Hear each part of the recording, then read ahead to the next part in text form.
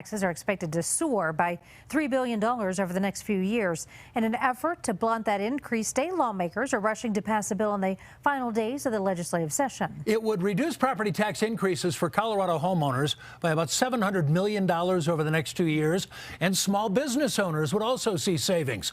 Political specialist Sean Boyd live at the Capitol. Sean, critics, though, are calling it a bait and switch. Yeah, Jim, while your property tax bill will be lower than it would have been, so too will the tax refund you'll get next year under the Taxpayer Bill of Rights. The bill, which has Democrat and Republican co-sponsors, takes $225 million in future tax refunds and gives it to local governments and schools to make up for some of the lost tax revenue. But one of the lawmakers who helped negotiate the bill says that wasn't part of the deal. Look, a deal is a deal. We negotiated in good faith. Republican Representative Colin Larson says with property taxes set to skyrocket over the next few years, he and business executives with Colorado Concern agreed to sit down with the governor and Democratic lawmakers to discuss a solution. The business group was already working on a ballot measure to cap property tax increases to 3% a year, but agreed to pull the measure in exchange for a bill reducing property taxes by $700 million in the next 2 years while working on a longer-term solution. What they got instead, he says, was a bait and switch. We negotiated $700 million in relief. That was supposed to be relief to property taxes.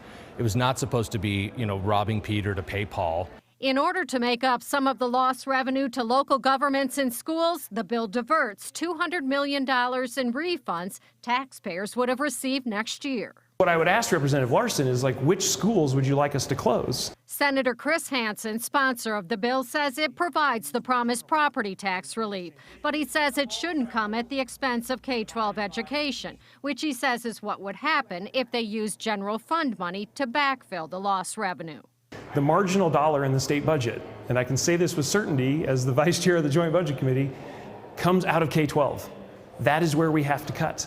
If they don't hold up their end of the bargain, then, moving forward with the ballot initiatives that are already through Title Board is definitely still on the table.